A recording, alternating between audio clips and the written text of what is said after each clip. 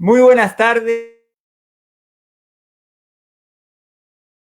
estimada audiencia de Voz, producido y distribuido por Contenidos Culturales Comunistas y Populares CCCP, guerrilla comunicacional combatiendo el latifundio mediático de los grandes medios de desinformación.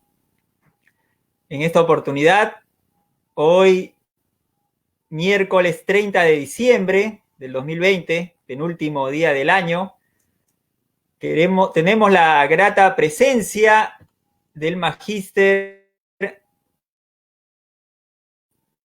Daniel Huamán Villavicencio.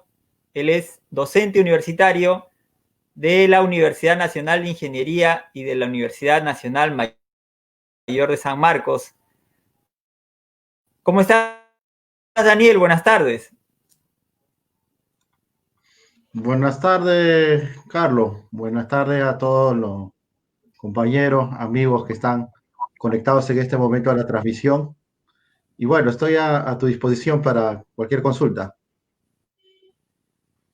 Muchas gracias, estimado Daniel. Gracias por acceder y compartir con la audiencia de CCCP el importante tema que vamos a tratar hoy, que es aproximarnos a un balance económico del año que está concluyendo, del año que ya está terminando. Ha sido un año muy particular, como los que hubiere. Ya se escribirá sobre él, sobre este año, en los libros de texto del futuro, sobre qué fue lo que pasó con el mundo, pero queríamos escuchar en la voz de un economista un balance de este año, un balance del año 2020. Estimado, huelga tener que empezar por esta pregunta. La pandemia del coronavirus, ¿cómo afectó a la economía mundial? El virus y la cuarentena producto de este brote.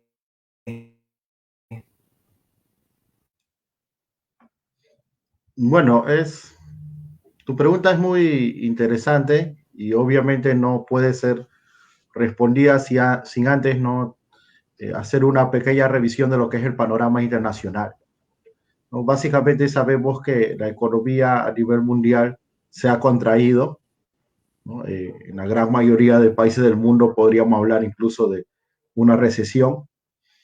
Y bueno, dentro de los países que han sido más golpeados, lógicamente están las principales potencias, ¿no? Por ejemplo, Estados Unidos, los países de la Unión Europea, no solamente en términos porcentuales, sino también en términos absolutos, ¿no? Nosotros sabemos que un 1% de China, pues, o un 1% de Estados Unidos no es lo mismo que un 1% del Perú, ¿no? Entonces, bueno, considerando que ellos son nuestros principales compradores, ¿no? China, Estados Unidos, la Unión Europea, bueno, también es en la región, obviamente, ¿no? Pero considerando que sobre todo Estados Unidos y China son los principales compradores, entonces esto evidentemente también nos ha afectado.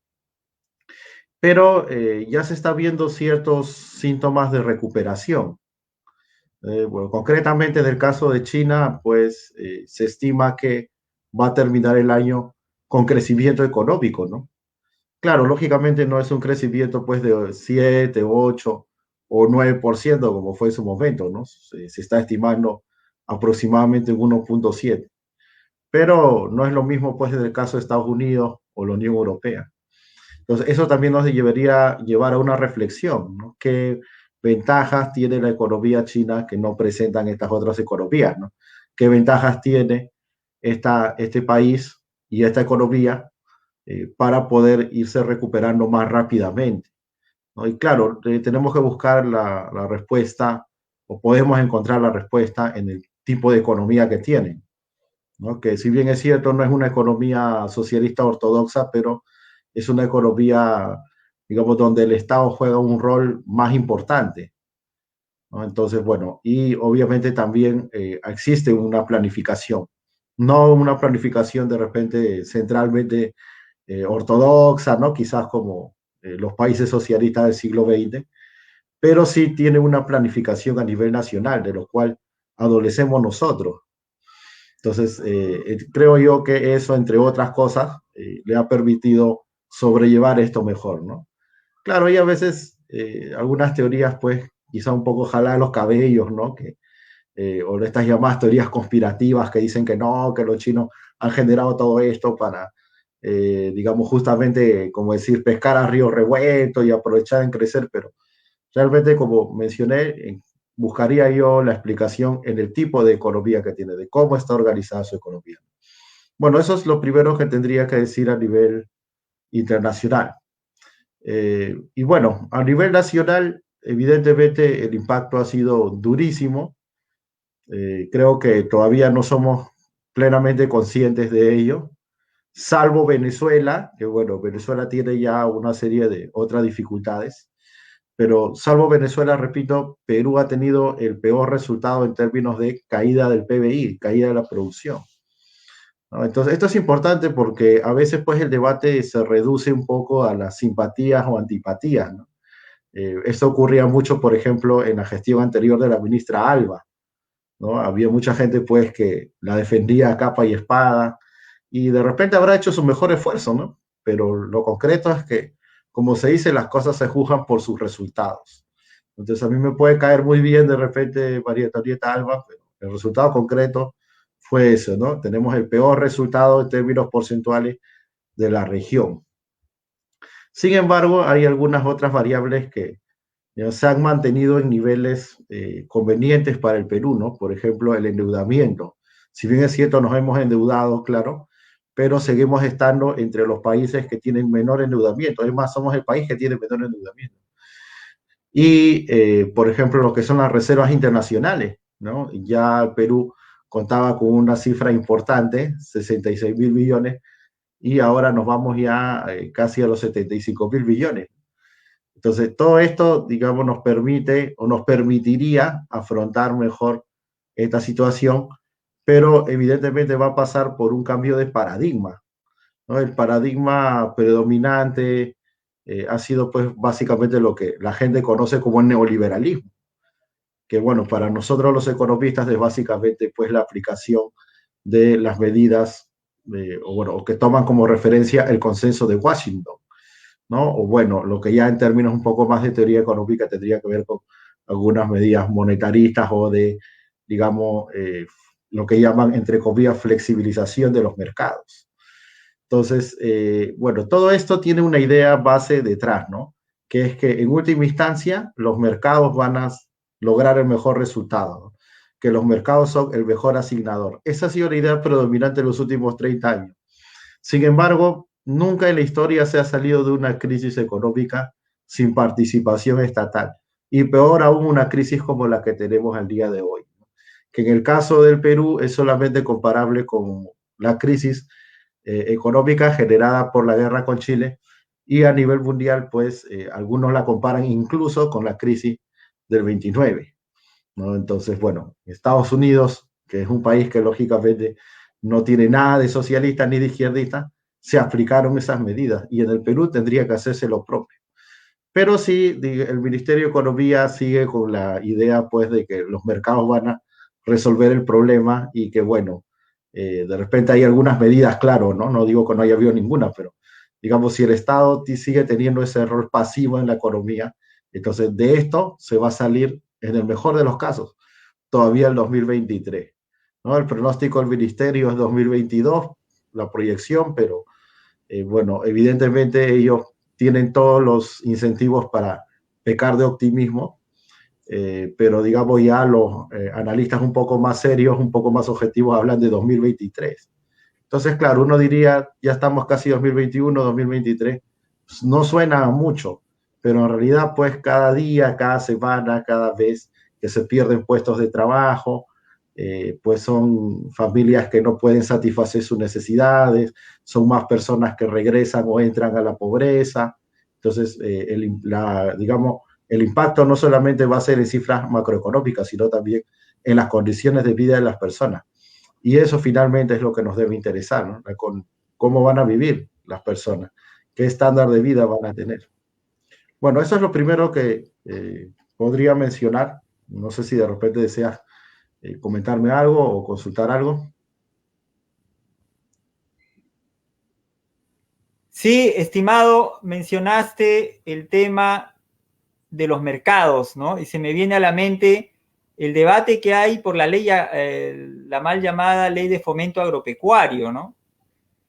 Que esos dos paradigmas, o ese paradigma que está ya carcomido, de que los mercados son asignadores eficientes, o que van a producir el bienestar de la población, cómo entra en conflicto con la necesidad creciente de un pueblo que se ve sumido en la miseria y tiene que salir a pelear justamente pues, un rol más activo del Estado.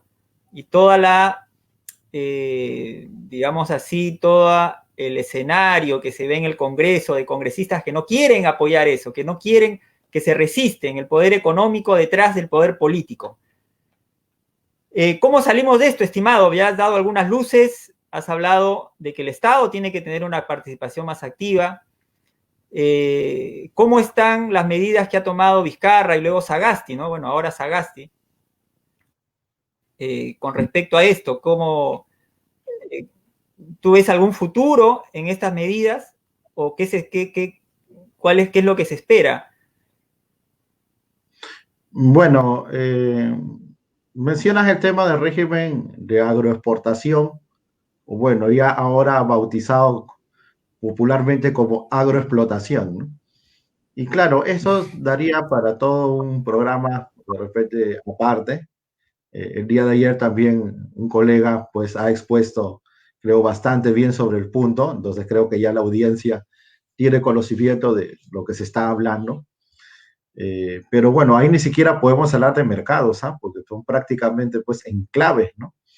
Eh, Muchas veces la gran empresa invoca al libre mercado, pero en sí está apoyándose mucho del Estado, pero apoyándose pues no en un sentido que beneficie a la mayoría, sino que solamente beneficie a sus intereses particulares. No es ese, obviamente, el tipo de participación del Estado del que se habla.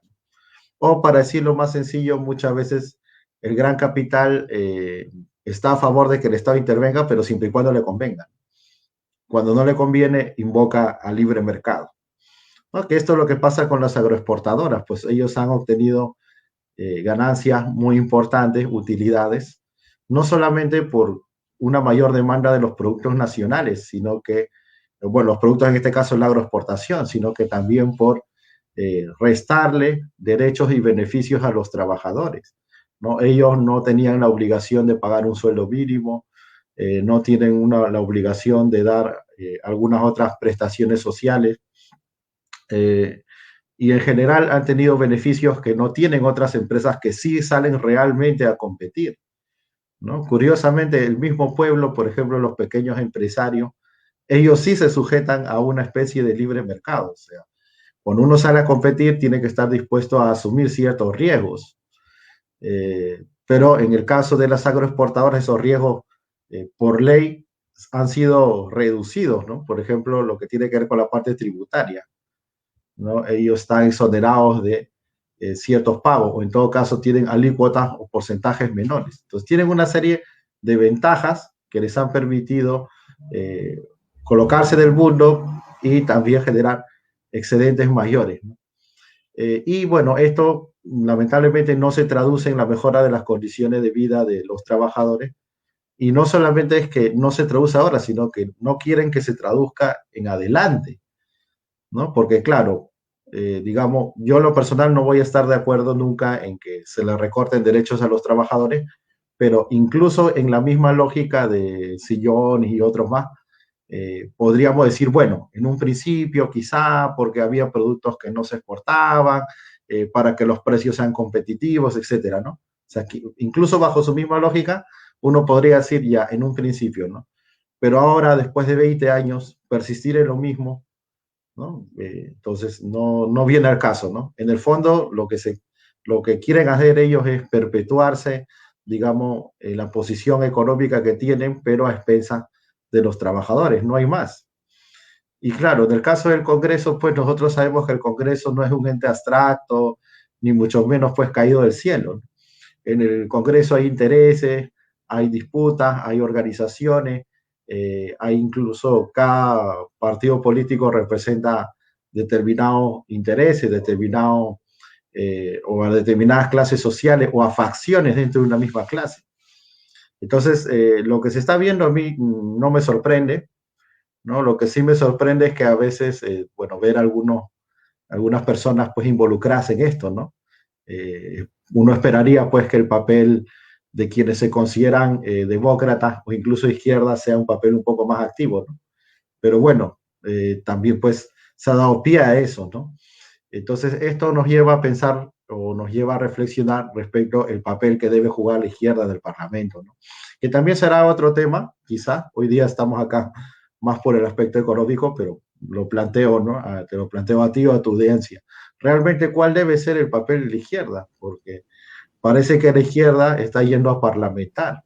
Y en ese sentido, José Carlos Mariátegui, que creo que es un referente para todos los sectores de izquierda, más allá de la discrepancia, era bien claro en eso, ¿no? La izquierda al Parlamento no va a parlamentar, ¿no? O sea, va a realizar otra labor. Pero bueno, parece que aquí quieren parlamentar, quieren un poco figurar, de repente, bueno, no sé, tendrán algunas otras apreciaciones. Pero básicamente un poco por lo que mencionaste del Congreso. Y finalmente, respecto a lo que mencionabas de Vizcarra y Sagasti, bueno, pues es como esta vieja frase que dice, ¿no? Nuevas ataduras, perdón, viejas ataduras pero con nuevos nudos, ¿no? Bueno, ya no está María Antonieta, está Waldo Mendoza, digamos, ya no hay un gabinete que quizás estaba desgastado, sino que está pues un gabinete que incluso pues se habla pues que es representativo, paritario, ¿no? Los ministros ahora dicen las y los, ¿no? Pero nada más pues no, no sé, claro, creo que hay algunos compañeros que creen que eso es un poquito ser más inclusivo, pero personalmente si no se traduce en medidas concretas a favor de la gente, pueden decir la, los, todas, todas, como quieran, pero realmente no va a ser más inclusivo, por el contrario, ¿no? El gobierno actual, en concreto, lo único que ha hecho es, aparte de endeudarnos lógicamente así de gallos, ha sido pues oponerse a todas las medidas que representan mejoras para la población. Y ni siquiera es una negación propositiva, sino que en general es una negación, digamos, que busca boicotear, ¿no? Por ejemplo, en los temas económicos, hoy día no más fresquito está lo de ponerle topes a las tasas de interés, ¿no? La llamada ley antiusura. Está pues todavía pendiente el tema de liberación de fondos de la ONP. Está esto del 6% del PBI para educación. Está la eliminación del régimen CAS. Y todas estas son medidas que la colectividad, la sociedad, el pueblo ha estado demandando desde décadas, ¿no? Incluso esto del 6% para educación está desde el acuerdo nacional. Entonces, claro, podríamos entender que en este momento quizás no se cuenta con los recursos, pero ¿cuándo, no? Cuando la situación económica estaba bien, cuando crecíamos pues en promedio a tasa del 5%, incluso ha habido años que hemos crecido 7%, 7.5%. ¿Qué es lo que se nos decía? Se nos decía, no, en este momento no se puede hacer esas cosas, hay que guardar para mayo, etcétera. O sea, cuando la economía crece no se puede hacer. Ahora, cuando la economía está cayendo, tampoco, ¿no? Te dicen, no, es que no hay presupuesto, no hay recaudación. O sea, en concreto nunca lo quieren hacer. El Congreso lo está sacando.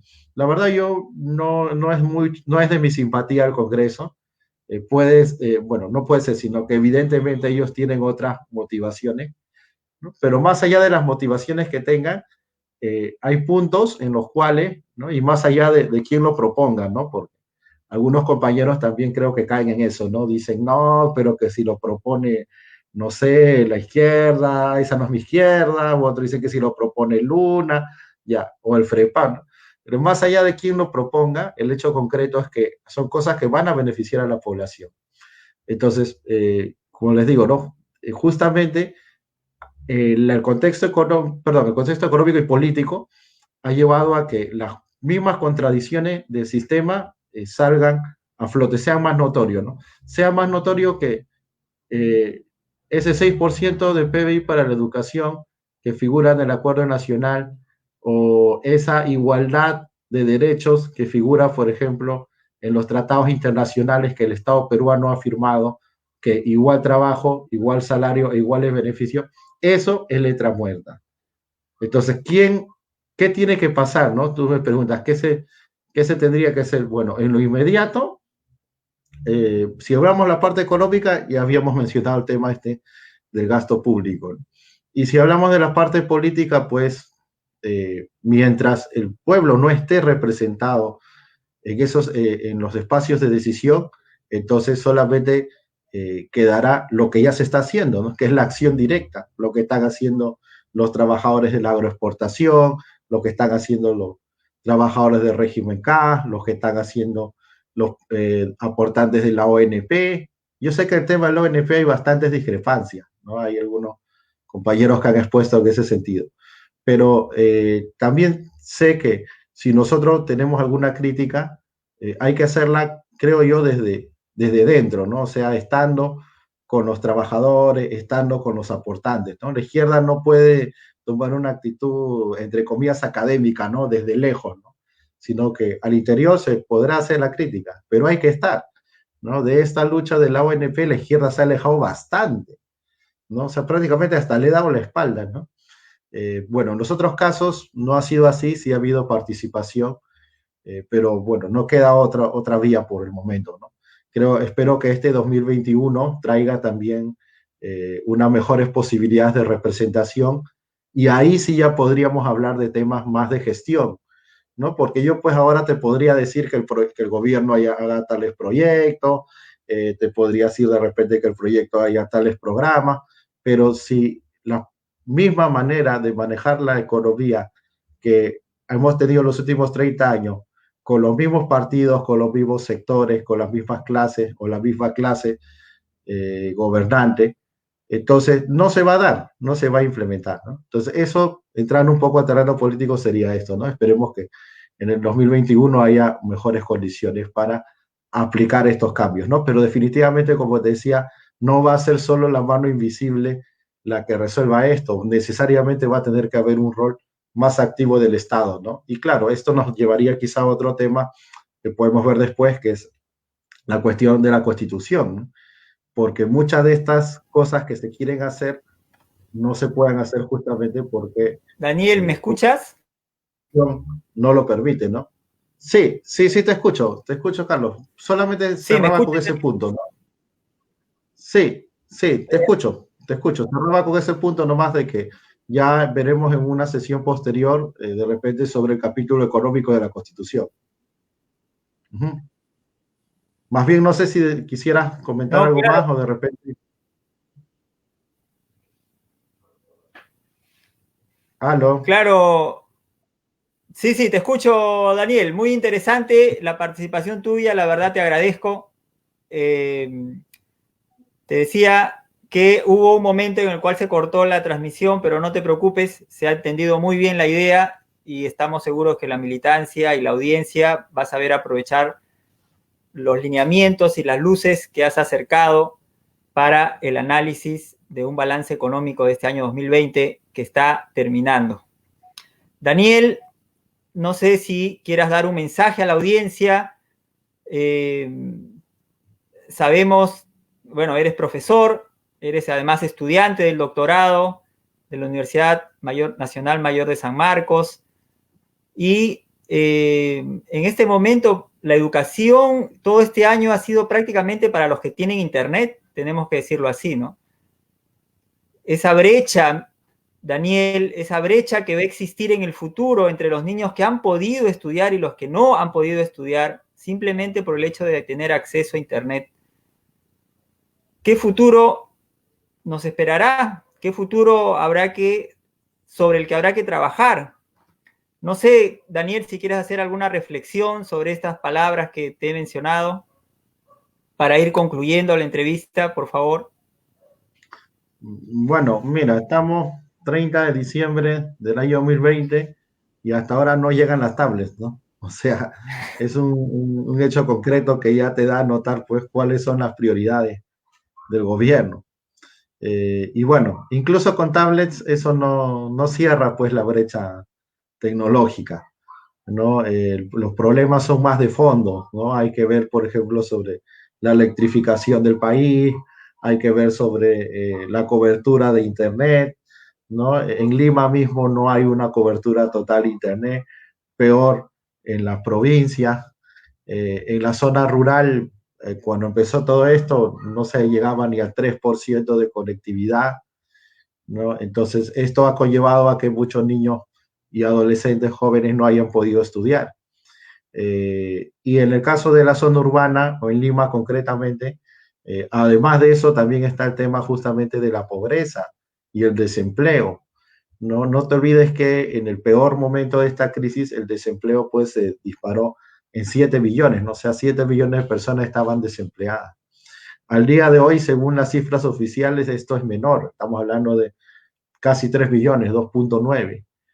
Pero bueno, lo que ha pasado en sí es de que no es que esa diferencia haya pasado a ser empleo adecuado, ¿no? Sino que en su gran mayoría ha sido subempleo, ha pasado a ser subempleo, ¿no? Y bueno, el subempleo tiene varias formas, ¿no? Dentro de ello está el autoempleo, ¿no? Entonces, estas familias, estos hogares, a veces ya no se abastecían con el padre o con la madre, sino que incluso los mismos hijos han tenido que salir a trabajar. Entonces, bueno, comercio ambulatorio y otros, ¿no? Entonces, esto ha conllevado que tampoco puedan seguir estudiando.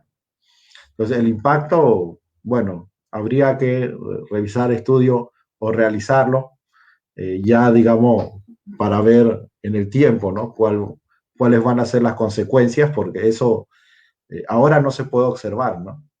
Si tú me dices hoy o mañana, probablemente no sea muy notoria la diferencia, pero con los años sí, ¿no? Porque para todos esos niños jóvenes, adolescentes, es prácticamente un año perdido. E incluso los que han podido llevar educación virtual, habría que ver pues qué tanto ha sido el aprovechamiento, ¿no? Porque bueno, a veces el profesor, la escuela y el mismo alumno no hemos estado preparados para esto, ¿no? O para este cambio tan brusco. Y es importante ver también todos los actores, Carlos, y bueno, la audiencia en general. Muchos se centran en el alumno y es correcto, pero también hay que ver en este caso los profesores. Bueno, los profesores se quejan mucho de que simplemente ahora tienen más carga, que ahora les piden más informes, muchas veces informes inútiles que nadie lee, ¿no? Los profesores hasta ya tienen su plantilla, de memoria los llenan, ¿no? Como decía alguien por ahí, yo simulo que trabajo y tú simulas que me supervisas, ¿no? Entonces, una serie de informes, papeleos, pues, inútiles, cuando el profesor lo que necesita justamente medios, ¿no? Nosotros sabemos que el magisterio pues no es una actividad o no es un sector donde se gane grandes cantidades de dinero. Entonces, empezando esta pandemia, había profesores que ni siquiera tenían una computadora o acceso a Internet. Y bueno, no solamente hablemos de la escuela pública, incluso en la universidad ocurre eso, ¿no? Bueno, en la universidad pública. Y entonces, el problema es más complejo, ¿no? Entonces, y encima de todo esto, pues se pide cumplir una serie de estándares que la verdad, pues va a ser casi imposible lograrlos si no hay condiciones materiales, ¿no? Entonces, bueno, en resumen sería eso, ¿no? En este momento exactamente no se va a poder medir el impacto, pero creo que no hay que ser adivino o genio para darnos cuenta que esta situación lo que ha hecho es profundizar más las diferencias entre la zona rural y la zona urbana, entre los que tienen y los que no tienen. Y dentro de los que tienen también el aprovechamiento no ha sido necesariamente el mejor, por el contrario, ¿no? Entonces todo eso tenemos que superar, eso tenemos que subsanar, ¿no? Y bueno, como unas palabras finales también, simplemente reiterar mis buenos deseos para este 2021, no solamente a término individual o familiar, sino también a términos colectivos o sociales. Y en ese sentido, desear que las fuerzas progresistas, democráticas, de izquierda, logren mayor presencia en estas próximas elecciones y podemos estar hablando ya de posibilidades de hacer, ¿no? Muchas veces se critica a la izquierda de ser solamente reactiva, contestataria, pero no ser propositiva.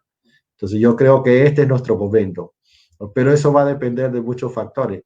Y en ese sentido, saludarte, felicitar este programa porque espacios como estos ayudan a difundir, a esclarecer y ayudan pues a, lógicamente, elevar el nivel de conciencia de la población. Entonces, en ese sentido, te agradezco la invitación. Bueno, esta es la segunda oportunidad que estoy en este espacio y de la misma manera a tu audiencia, desearle lo mejor para este 2021.